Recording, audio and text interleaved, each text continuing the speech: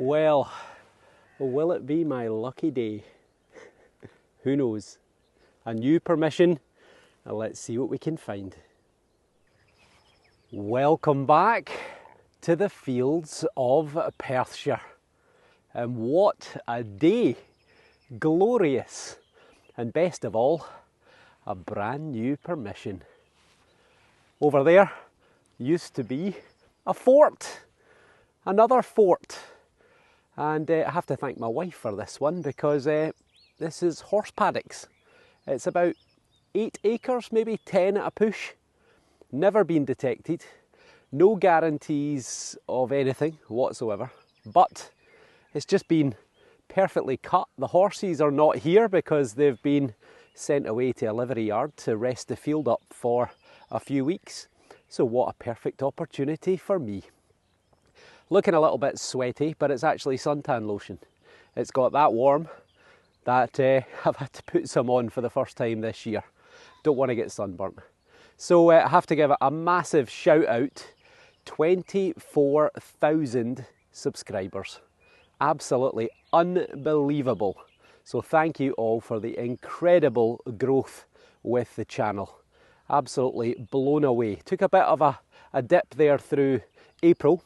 Partly because I was struggling to get out and metal detect, but May has just gone soaring straight to the skies. So thank you and welcome to all the new subscribers. Right, enough of my waffling. Let's see if we can find some treasures. It really is a bit like a bowling green. There's going to be no excuses with me not being able to get close to the ground on this field. The problem is this has been paddocks for as long as anyone can remember, so there's a good chance that it's going to be hard digging. We did have some rain last night, so I'm hoping that that's going to help. And it's also a little bit windy. Now a few people were asking what version I'm running on, so let's just show you right now on the XP Deus 2, version 0.71. I've not done an update in ages, absolutely ages. I know Sneaky Pete did one and he felt he wasn't getting as much depth, so I've held off for the moment, but I gather there's a new update out, so I'll do some research on that and let you know how I get on. And as ever, program number 3, 13-inch coil. I'm not really making any adjustments other than changing the audio to square tones. And then I will ground balance, and then I'll pump the coil, and I will also change the sensitivity to 86 to start with, and then I'll slowly squeeze it up as high as I'm willing to go. Right, let's see what happens. Well, it's only taken about 60 seconds to get my first target, as is often the case with virgin fields. So we've got a 59.60, well within the realms of hammered coinage. A few people were also asking, where's all the other guys gone? Well, unfortunately with my work, I'm often away at the weekends, and often the only time I get a chance to dig is like today, on a Monday. And they're all working. Also, a couple of my new permissions, they won't allow me to bring anyone with me, just myself. So hopefully though, I'll be back out with them sometime soon. And even Simon, if any of you remember Simon, he's went and bought himself a metal detector as well. A Minelab Equinox 800 he's went and got himself. So he is well and truly addicted. And he's also going to Detectiveville in September. I don't know if I'm going to make it because I think I'm going to be working, but we'll see what happens. Right, 56, 57. Let's see if we've got a good find to get going. Well, thankfully, that's pretty easy to dig. Let's cut out a wee plug and see. Solid 63 now. But the main thing is, we're out straight away. Okay, let's see what the Garrett Carrot makes of this. hopefully my microphone's going to do the job.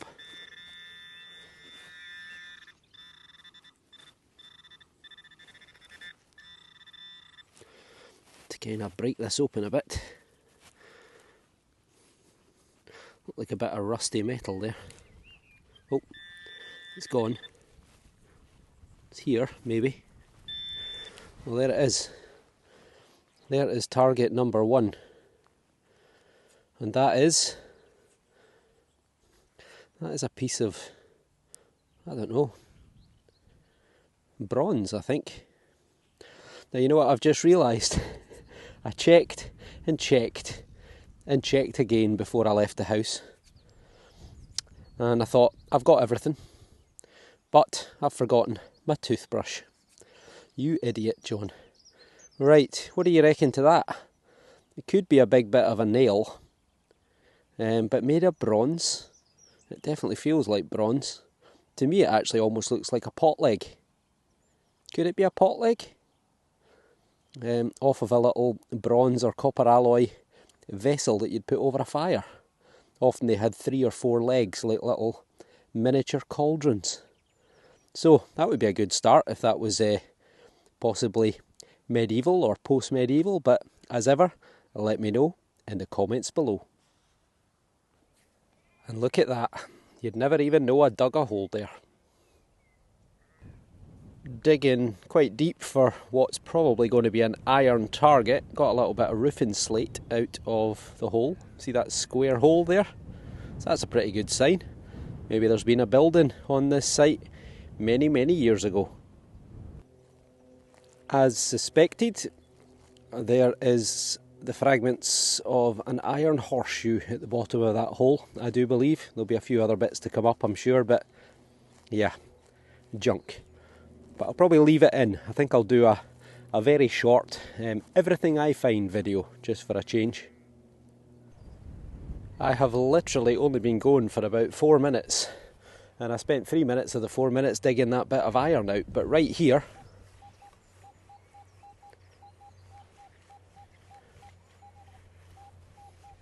'87, '88.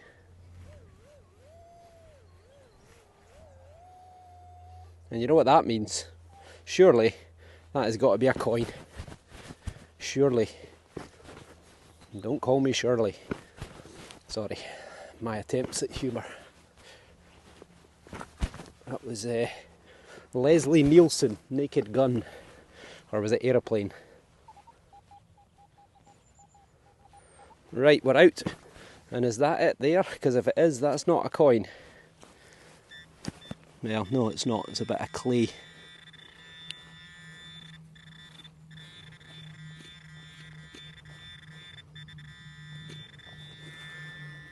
Oops, sorry, Mr. Worm.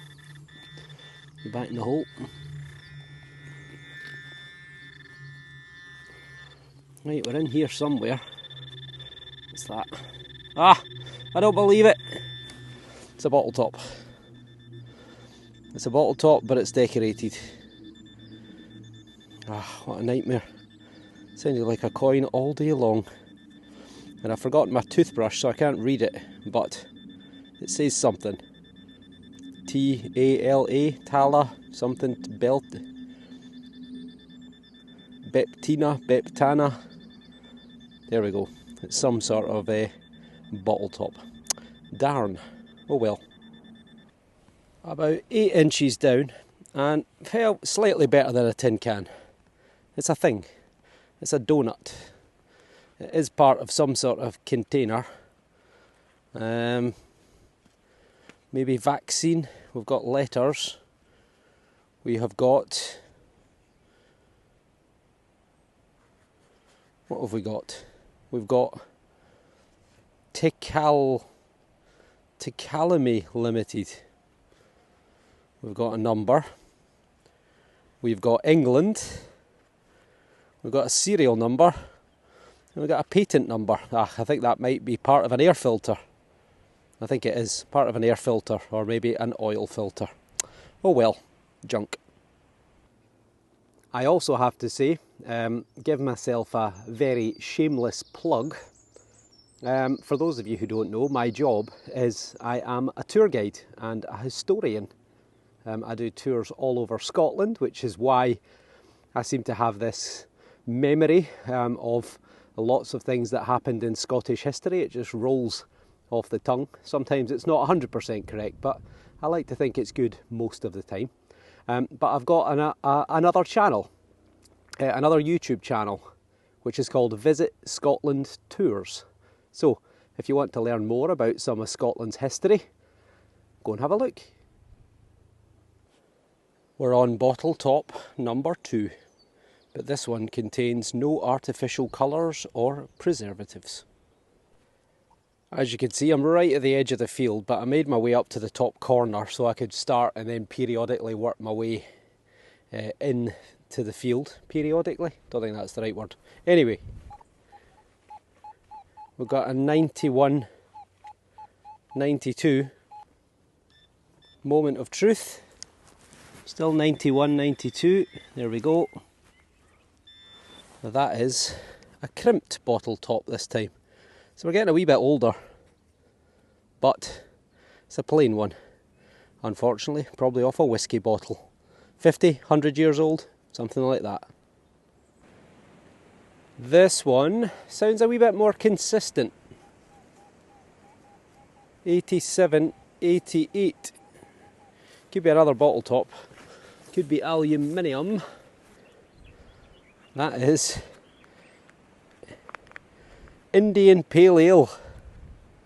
Look at that, McEwen's. I remember my dad used to drink that. I don't think they make it anymore. Well, they still do McEwen's export, but I don't know about McEwen's Indian Pale Ale. That's probably from the 70s or the 1980s. Well, thankfully, I'm in a bit from the edge of the field. I just gave up on going along that edge because it's full of iron, full of junk. There is a little stream, but I think all the junk has just been dumped right at the edge of the field. So I've come a little bit further in, and I've actually got a double signal. There is a nice 87, 88, which does sound like a coin. There is a 79, 80. So let's go with the 88. Let's go with the 88, 89 first. Well, it's not a tin can, it's a, ouch, sharp for a start. It's something with holes drilled in it. But maybe the lid off of a tin or something. This is target number 2. 7980. Could be a button. Surprised we haven't had one yet. But, oh, that's a stone. Right, it's all kind of falling apart. There's a lot of big roots here. Get over. Ah, we're out. We're out and we've dropped out of the clod. Let's try and get out the wind. Nothing obvious, big and aluminium-ish. Ah! It's a coin. God, it's small. It is small. It's Gorgeous George. It is Gorgeous George, George the 5th. Yeah, it's going to be a farthing, which is a quarter of a penny. You don't get many farthings, or certainly I don't. Let's give it a wee rub, seeing as I don't have my toothbrush. Well, let's not talk about that. We've got the date of 1928, and you can clearly see the words farthing. So, a quarter of a penny. Obviously no longer exists anymore, but nice to see you, George the 5th. So I don't know what that will be. Maybe 7 or 8 targets to get one good one. Normally I do somewhere between 7 and 12, 7 and 13 targets to get a good one. So I'm a bit ahead. Brilliant. We've had a bit of a malfunction with the headphones. These are the aftermarket ones that I got at Christmas, and I've had a bit of a play about with them, but I don't know if it's either not seated properly or I've done something to them. But I was out in the rain the other day with them on. Wonder if a wee bit of water's got inside them somewhere, unfortunately, but I'll try putting them back on the actual XP Deus head set, put the puck on it and see if that makes a difference. So for the moment I have switched to speaker. We've got a very nice 85-86. Some of you might prefer it being on speaker rather than through the headphones. Would be nice if this was back-to-back coins. It's not though. It's going to be more junk. What have we got this time? Orange. Orange something. Orangeade, I think. Yep, Orangeade. We've got a clod. We've got a clod and we've got more aluminium. The joys of metal detecting in Scotland. A very faint 84. 85, 83. Again, a bit dodgy, but you know my motto, take the top off and see what happens. How many times have I thought something was rubbish? It's turned out to be something amazing. Mind you, there's a lot more times when I've thought something was amazing and it's turned out to be rubbish. Right, surely out now. Yes. Second spade full. So probably somewhere between 6 and 9 inches deep. And we're somewhere here. Oh, dropped it. How many times have I said that? We've got a coin, maybe a coin, or maybe a button. Moment of truth. If it's a coin, it's very thin.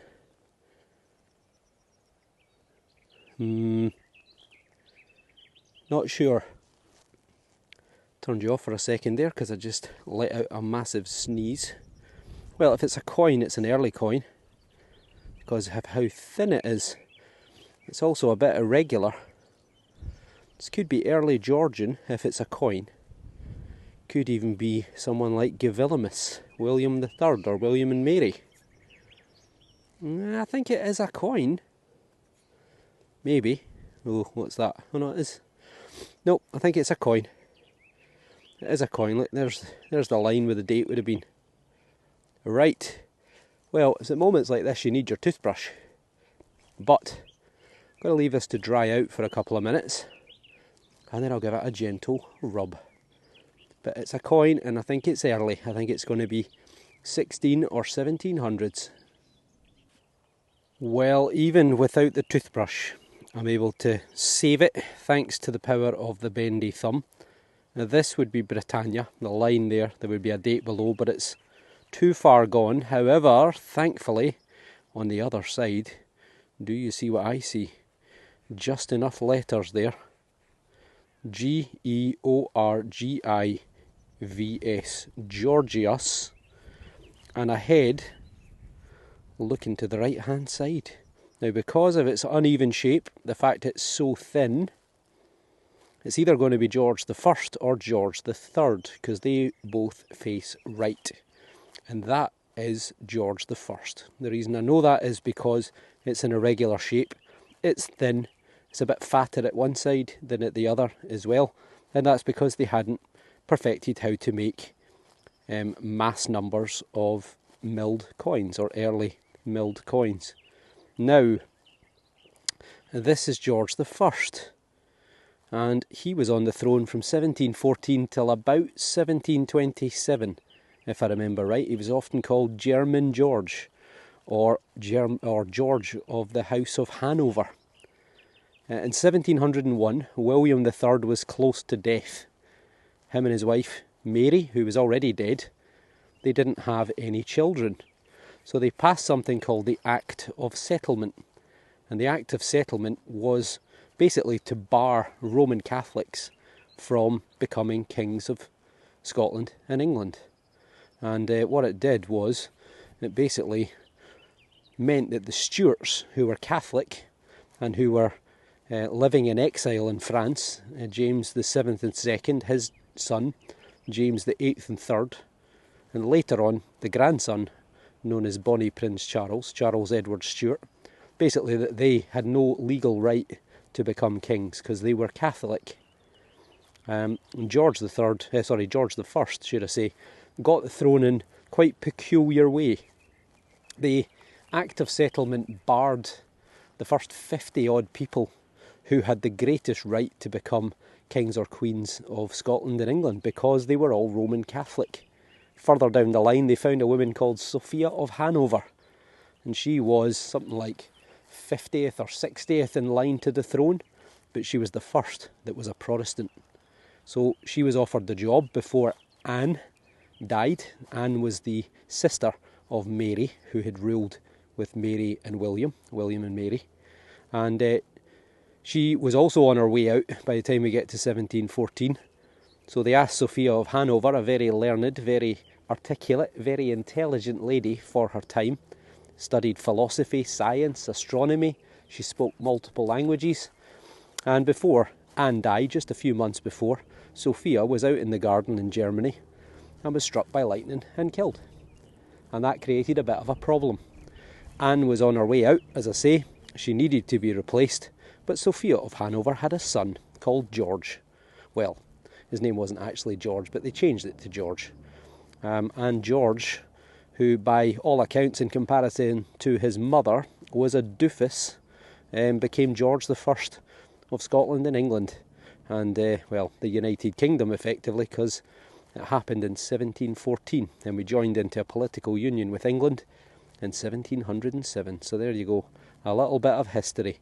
A very old coin, which dates from sometime between 1714 and 1727, from the time of the Jacobites.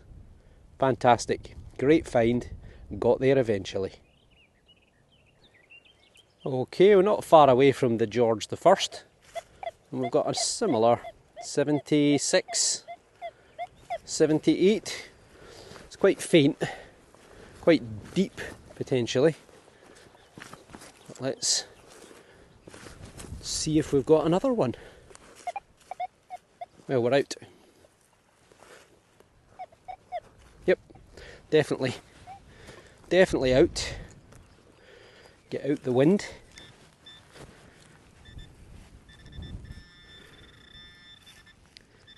Maybe a clod shot? Nope, what's that? That is lead, I do believe. It is. It's a curious shape. Oh, we've possibly got a lead seal. God, two good signals back to back. If only I'd remembered my toothbrush and my wee pokey thing. What an idiot. Right. Honestly, I cannot come out detecting without forgetting something. I've got the memory of a goldfish. And allegedly, goldfish have actually got quite good memories. Right, well, there's something there which says Deca, D-E-C-A, and then possibly E-K-C. So it's probably a flax seal. I can see the remnants of some letters and writing on the back, so I think that's probably what it is. You can see where the ribbon or the thread has gone through. If I had my toothbrush I might be able to clean that up a bit better, but I'll need to wait till I get home. On date wise, it's probably from the 1700s. This one's a consistent 69.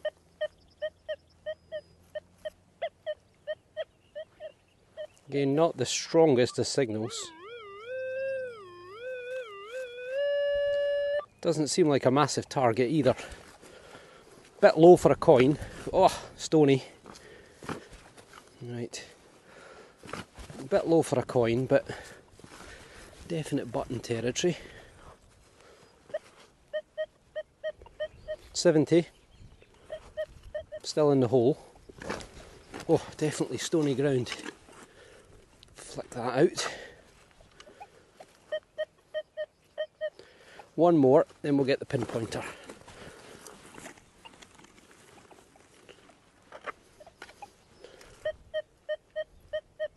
Right, we're still somewhere in there.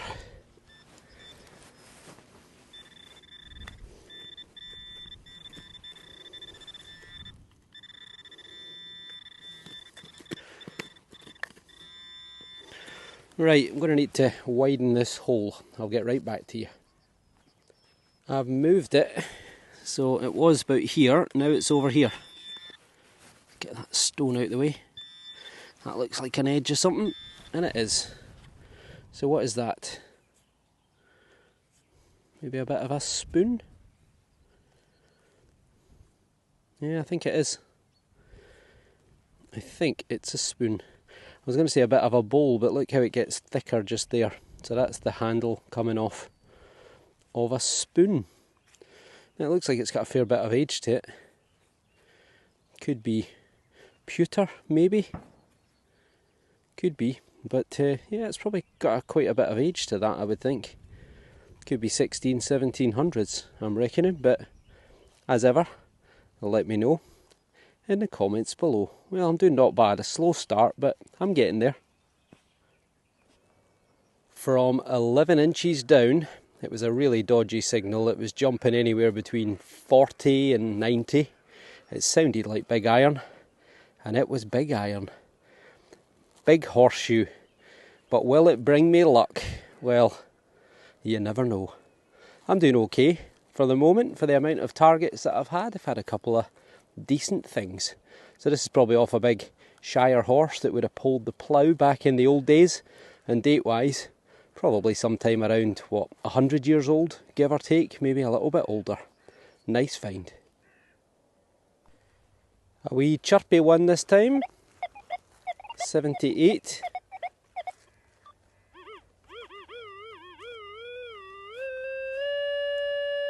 Seems to be quite a small target. Could be just about anything, to be honest.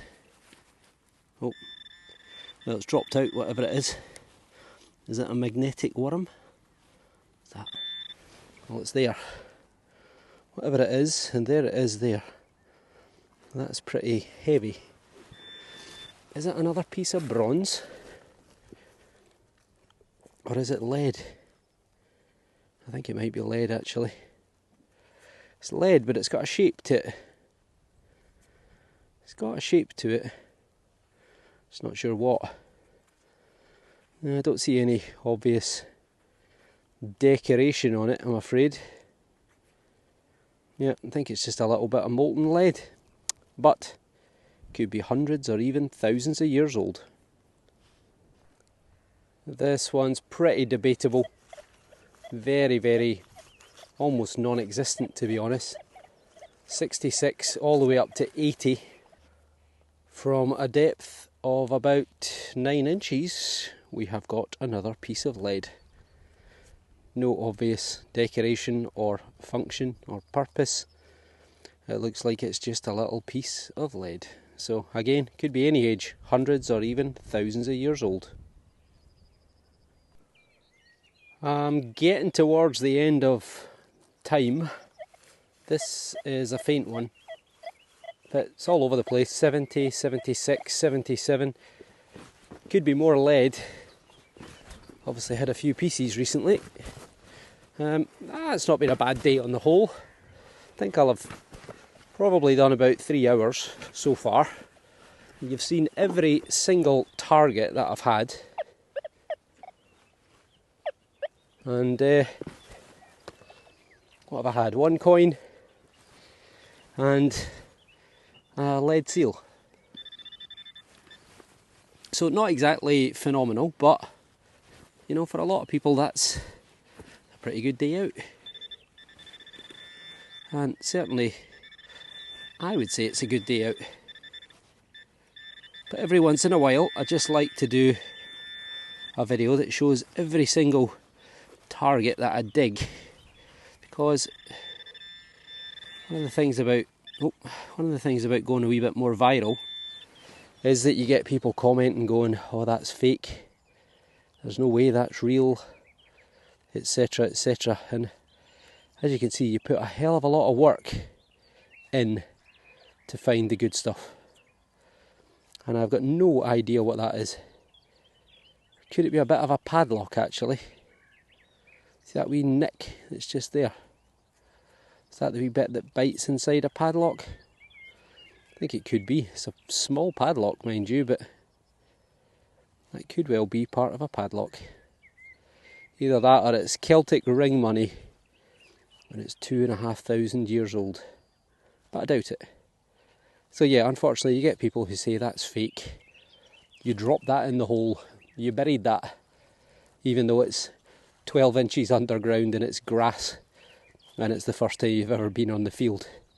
Not quite sure how that works, but so yeah, it's good to just show the true side of metal detecting sometimes, because all you ever see is the edited version. You don't see the hard slog, the 4 or 5 hours digging up tin cans and tin foil and all sorts. But there you go. I think it is a bit of a padlock. I think this is going to be my last target. 86, 87, very faint. I think it could even be big iron. Oh, it's stony as... There, that's better. Yeah, I think it could be big iron. But, as ever, there's only one way to find out. Could be nice if it was a wee coin just to finish my day off at depth on its side. God, it's going to be a struggle to turn this over. There we go. Oh, that is not... Look at that. Look at that. We've got the mother lode. We've got Fray Bentos steak pie or something, I think. Or is that... No, that's plastic. That is plastic. Does that mean there's actually another target? Ah, I've put my spade too close. Let me sit that there for a second. Ah, there is still a metal target, so that's just a coincidence. There's still a metal target. 87, 88. I don't think it bodes particularly well that that's in the same hole, but, you know, stranger things have happened. It made a mess of that. Right, pinpointer time. Bouncing all over the place.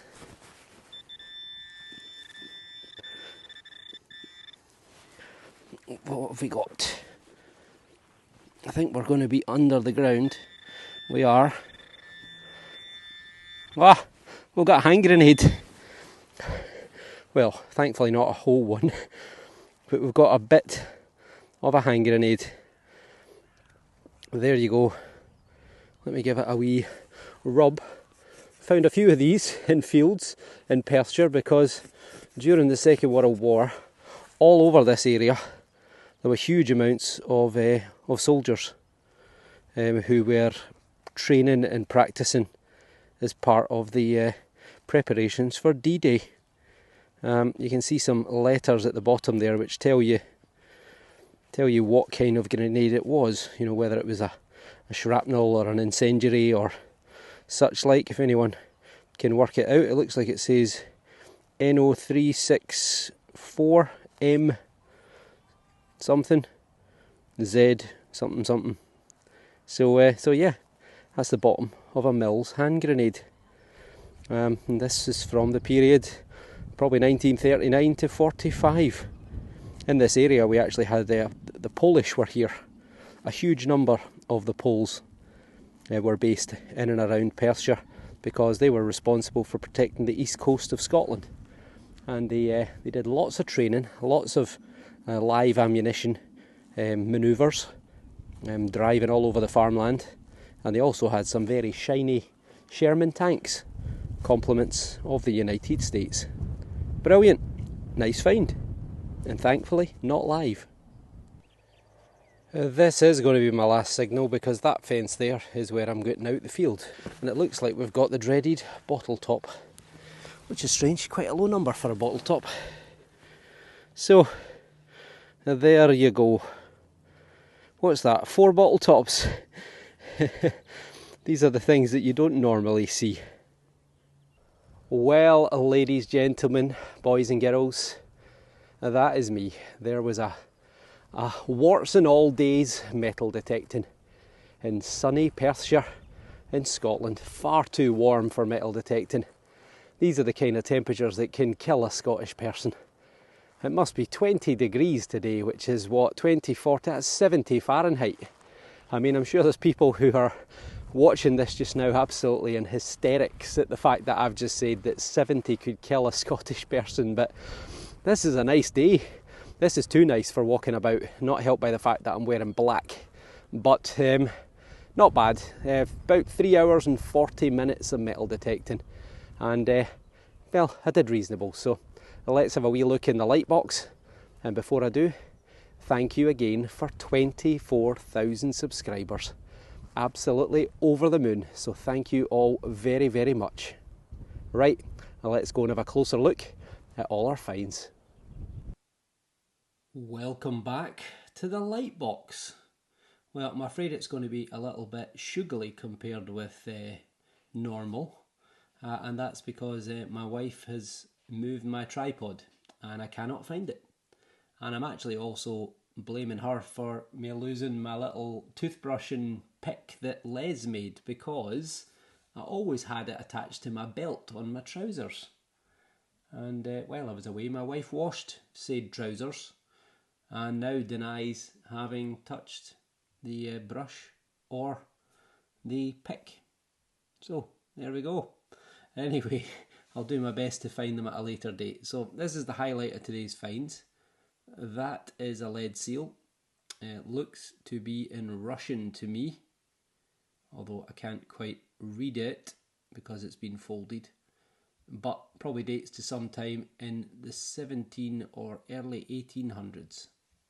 There is a little bit of writing on this side, which I can't quite make out either, but I suspect is also Russian. So it's a bag seal or a flax seal.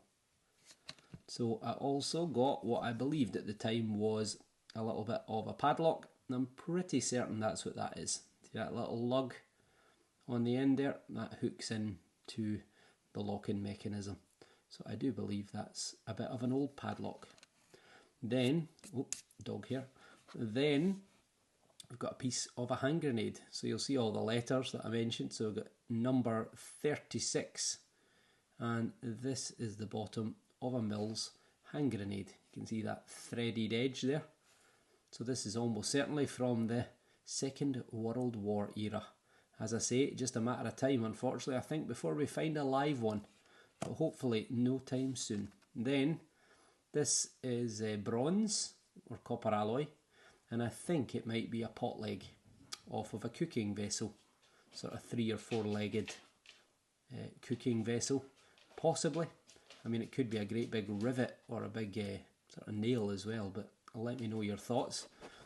Speaking of 3 or 4 legged, my little dog has just wandered in, so may well get a bit noisy in a second. But also, I got 2 coins, so I can't complain when I even find 1 coin, so 2 coins is even better. George V, of course, seems to be the most regular coin that we ever find, and we've got a date of 1928. And this is a farthing, which is a quarter of a penny. First farthing I've had for quite some time. Then lastly, the oldest find of the day. Georgios I. You can see his head looking to the right hand side. And this is from 1714 to 1728, 26, something like that. But anyway, from the early period of the Jacobites. The Jacobites all kicked off in 1688 after the Glorious Revolution and continued, well, militarily speaking, all the way through to 1746. So about 70 years of basically civil war within not just Scotland but also England and Ireland as well. So that is not a bad little haul. Nowhere near the 19 coins that I've had 2 digs on the trot, but I'm not complaining. So thank you all for watching, and hopefully we'll see you all on the next dig. Take care, and thanks for watching.